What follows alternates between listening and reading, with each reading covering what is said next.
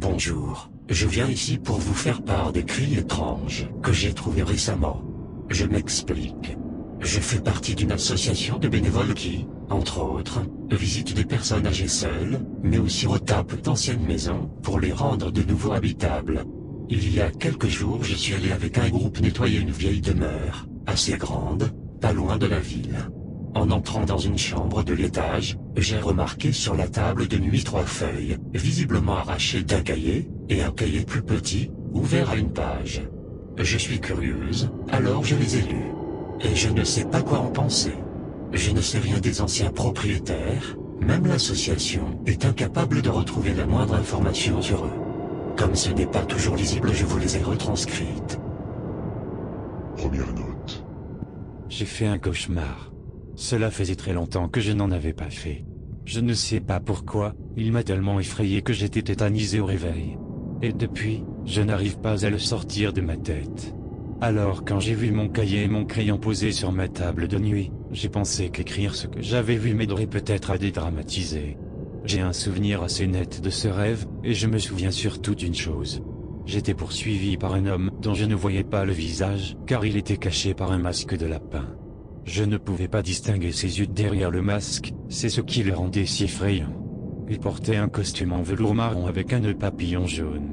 C'était un de ces cauchemars où on voudrait courir, mais où on en est incapable. Lui avançait calmement, comme s'il savait qu'il mourrait dans tous les cas. Je me souviens m'être enfermé dans ma chambre, avoir attendu, puis pensant bêtement qu'il était reparti, avoir ouvert la porte. Pour me retrouver nez à nez avec lui. Je me suis réveillé en sursaut, encore paniqué, le corps raide de terreur. Il faut que je me lève maintenant, une grosse journée m'attend. Je prends mon cahier avec moi, peut-être ressentirai-je encore le besoin d'écrire. Deuxième note. Je crois que je suis somnambule. Je viens de vivre le rêve et le réveil les plus particuliers de ma vie. Je dois essayer de le retranscrire par écrit, pour bien différencier rêve et réalité. Dans mon rêve, je venais de me réveiller après un cauchemar. Je me souviens avoir écrit ce cauchemar et avoir laissé la page dans ma chambre, puis m'être levé. Mais en sortant de ma chambre, j'ai fait quelques pas avant de voir, en face de moi, au fond du couloir, l'homme de mon cauchemar précédent. Le même masque de lapin, le même costume de velours. Il était immobile, et après m'être figé de peur, je suis allé m'enfermer dans la pièce, qui était juste à côté de moi, la salle de bain. Mais en voulant avancer vers le fond de la pièce trop rapidement, je me suis pris les pieds dans le tapis et je suis tombé. Je viens de me réveiller en sursaut sur le sol de la salle de bain. J'y suis toujours actuellement, et j'écris en attendant que mon cœur se calme. Je ne pensais pas être somnambule, c'est une sensation étrange que de se retrouver au réveil là où s'est terminé son dernier rêve. Il faut que je sorte maintenant, et que je me reprenne. Ce rêve est enfin terminé. Troisième note. Il faut vraiment que je me change les idées, que je sorte du demi-sommeil dans lequel je dois encore être. Ce rêve étrange, duquel je me suis enfin réveillé sur le sol de la salle de bain, continue à me poursuivre. Je suis à la table de la cuisine, un café devant moi. Je sais que c'est faux, que c'est le contre-coup du cauchemar, mais il faut que j'écrive ce que j'ai vu. Il y a 5 minutes, quand je me faisais un café, j'ai levé les yeux sur la porte du placard en verre au-dessus de la machine. Et j'ai vu son reflet dedans. Le même masque que dans mon rêve. Je me suis figé, je n'osais pas me retourner même en sachant que c'était mon imagination. Quand je me suis enfin retourné, il n'y avait plus rien mais j'ai cru entendre des pas dans le couloir. Je crois que j'ai des hallucinations. Je viens de le voir à nouveau dans le reflet de la fenêtre en face de moi. Je me suis retourné tout de suite, cette fois j'étais sûr de le voir derrière moi.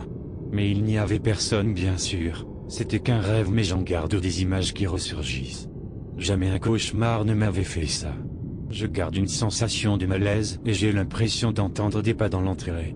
Il faut que je reprenne courage et que je sorte. Je vais aller m'aérer l'esprit dans le jardin. Quatrième note. Ce n'était pas un rêve. Je ne comprends plus. Quand vais-je me réveiller? Je suis sorti de la cuisine où j'ai laissé la page sur laquelle j'ai écrit. Je sais que c'est vrai car un petit morceau de la feuille est resté accroché au cahier. Je suis allé au salon mais l'homme était là.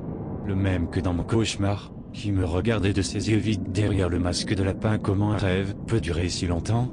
Je veux me réveiller, je ne comprends pas. Il était immobile, je me suis figé, mais il a commencé à s'avancer lentement vers moi.